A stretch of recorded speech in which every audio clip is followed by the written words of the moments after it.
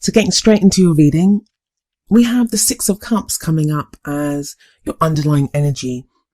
Now, the Six of Cups can be about the past. That's hardly surprising at this time of the year when we're shifting from one year to the next.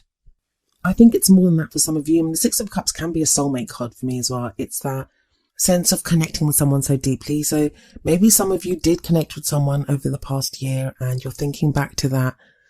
Maybe they're not around now, or you're thinking back, if you're still with that person, you're thinking back to how you connected with that person. But it's a sweet card. It's a very sweet energy. It's not thinking back over like the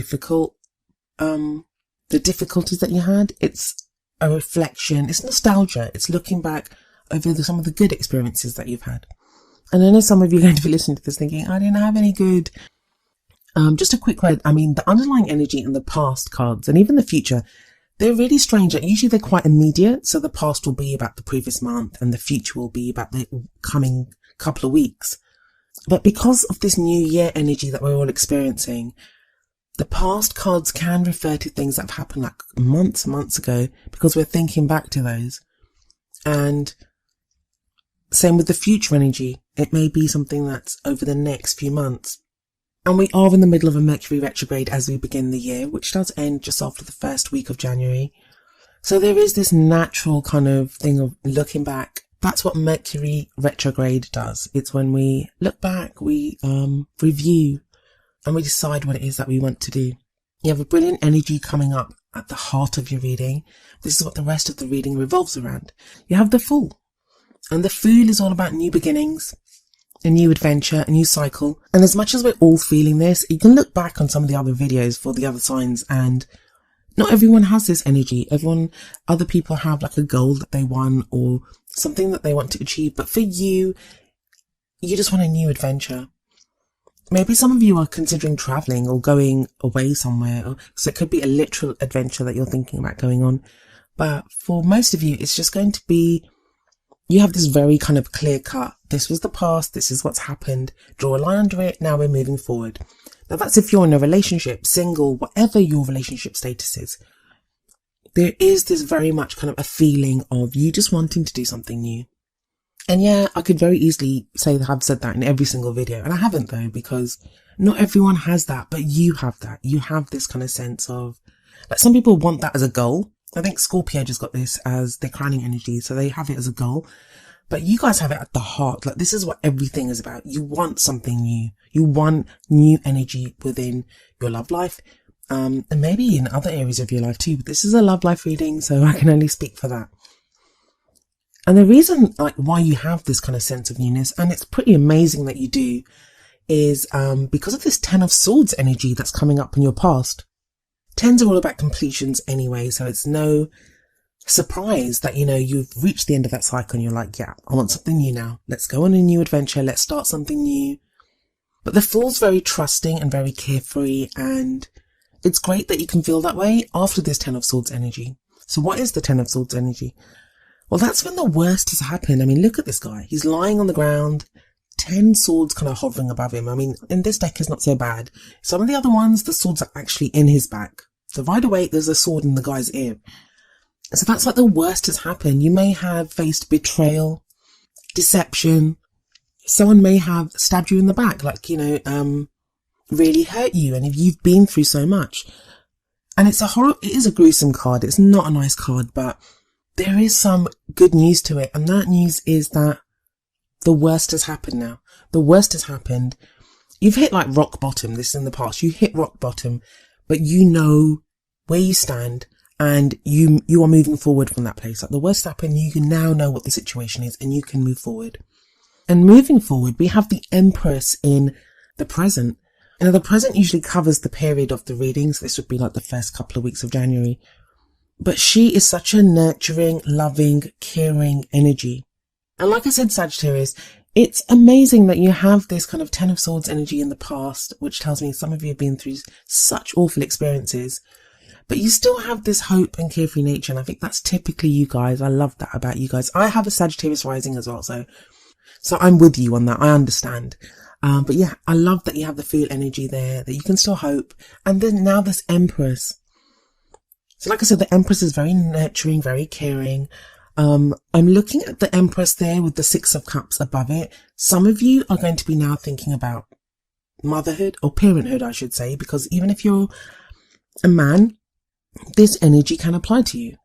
She is femininity, but as people, we have a balance of femininity and masculinity within us. We have to. That's yin yang. So when this card shows up, it's important that we do have that balance within us. But as I was saying, with the Six of Cups above this card, some of you are going to literally be thinking about having children. You see the kids above there, and she is like Mother Nature. She's the mother card. But obviously that's not going to apply to all of you. We also see her holding up the symbol of Venus, and Venus is all about beauty and obviously love as well. We associate love with Venus. So a lot of you may find yourself at this time like being in that kind of nurturing, caring role. You're taking care of other people. Again, amazing that you're doing that. With everything that you've been through, you still have this love to give other people. But I feel like also you may be in need of this kind of nurturing, caring love that the Empress offers, that you may be feeling that you'd like. I think I said it in someone else's video that she's like this big hug, big warm hug that makes you feel safe. And you might be in need of that at this time, Sagittarius. But I absolutely love the energy of the Empress and the High Priestess. And the High Priestess is the card that's coming up for you in the future. With the Empress, she's very attractive and she draws people to her because she is so nurturing and caring. And not just that, she has abundance. She has this feeling of abundance about her. So when we have the Empress and that energy, the High Priestess, she's a little different, but she's very powerful. She's the keeper of secrets. So if some of you are pregnant, I feel like you're going to keep it a secret for a while with the High Priestess coming up here. For those of you that aren't, for those of you that are single, this feels like you now get intuition and knowledge to do something different. You know what you want to do. I love the High Priestess energy. I know some people don't really like her. They think she's a bit shady because she doesn't say anything. She knows everything. So like I said, she's the keeper of secrets. But I feel like with this energy coming in, especially after the Empress, this is abundance of like goddess power. And again, that's a beautiful energy to have, whether you're a man, whether you're a woman, whatever. It's just lovely to have that intuition. That's the main thing I'm getting here, that intuitively you're going to know what to do, which way to go. Now, if you're a woman, you may be feeling this. You may feel that goddess power within you, that you are like, I can do anything now within my love life. It will be a great kind of confidence booster. If you're in a relationship, it's going to do amazing things for your relationship. If you're single, it's going to give you that confidence to get out there and you'll attract people to you. Both of these women are very attractive. If you're a man, you can identify with this goddess energy too. It may be at this time that you have your own goddess in your life. Someone that you have your eye on, someone that you're in a relationship with. Or you and yourself are getting in touch with that feminine side. And that's not to say you're effeminate or anything. Like I said, we have a balance of masculine and feminine energies within us, and we have to. And sometimes we need to draw on the feminine because that's the yin principle. That's the principle of receptivity, of being open to receiving love. So yeah, I really love that double combo of the Empress and the High Priestess. I love when they come up together. And the crowning energy, the energy that you have, this will be around the middle of the month. It's the energy that you carry into the second half of January with you. Is the Judgment card, and that's like brilliant. And I'm just looking at your cards. You have 6 cards there. 4 of them are major arcana. So this is like huge changes going on in your life. But there may be subtle changes because they're all very subtle cards, like the full subtle. The Empress and the High Priestess, they're very internal cards. Like you're going to feel that. You're going to feel that trusting your gut instinct and just knowing what to do, knowing intuitively which way you want to go. But the Judgment card is a card of transformation. The depiction in most of the tarot decks of the Judgment card is people rising up from their graves, which might seem quite gruesome, but it's like this angel is always there. And it's the depiction of Judgment Day. And it's like whatever's happened, it doesn't matter, it's done now. There's nothing you can do about it. You can't change the past. So this is very much the card of like the phoenix rising up from the ashes. Whatever you've gone through it. I always see forgiveness in this card. It's about forgiving whoever needs to be forgiven from your past, forgiving yourself even. I mean, I keep saying this every time the card comes up, but sometimes the hardest person to forgive is ourselves. We can hold things against ourselves, and this is like, let it go. Draw a line under it, take whatever experiences that you need or whatever lessons that need to be learned and move forward. Face the future without fear. So that's an amazing transformation that you've gone through, Sagittarius. And the Judgment card can sometimes show someone coming back from the past as well.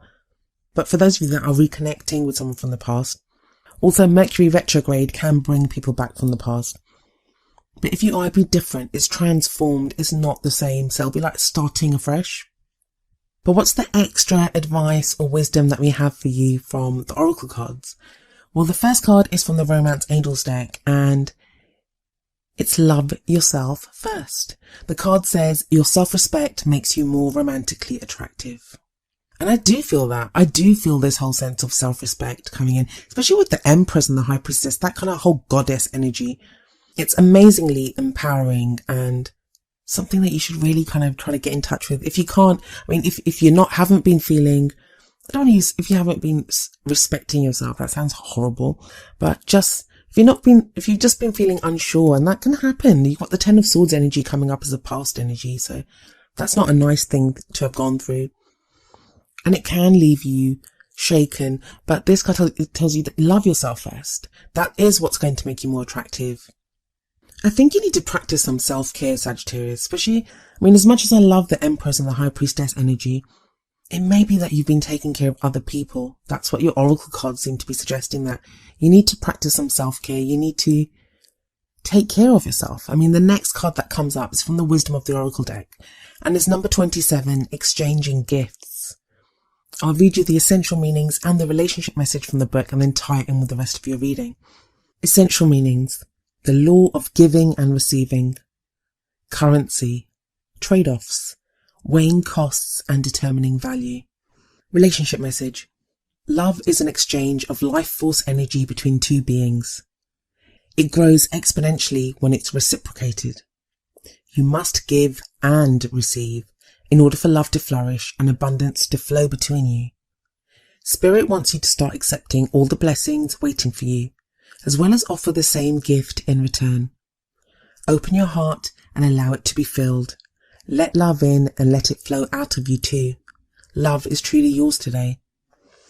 I mean, that's a lovely card, and it is an important message that sometimes we can be all about like giving love. We want to love someone and we want to take care of people. Obviously, people that we love, we want to take care of them, but we don't often do that to ourselves, like, or allow other people to do that for us. So the Empress energy, I think, is going to really help with that. That is a lovely, caring, nurturing energy. So allow yourself to be taken care of as well. And for those of you that are single, and you may be yelling at this video saying that, you know, yes, that's what I want. I want someone to take care of me, but there's no one there. Allow yourself to be taken care of by friends and family if you can. But it's that flow of love. When it starts flowing in one area of your life, it expands to all areas of your life. So feel that love. If you're looking back, remember the good times. Don't forget to listen to your gut instinct. The High Priestess will be whispering her secrets to you very soon. And this whole transformation of the Judgment card, and if you harness that love energy, I mean, the Judgment card sits right underneath the Ten of Swords. So it's like whatever you went through, that has transformed you. As bad as it was, it's transformed you for the good. You know, you're a different person now. And I know it sounds so cliche, and I usually don't like saying things like this, but it's kind of very clearly being shown in your reading. As bad as whatever it was that you went through, you are that phoenix rising up from the ashes now. And there is an abundance of love to be had in your love life.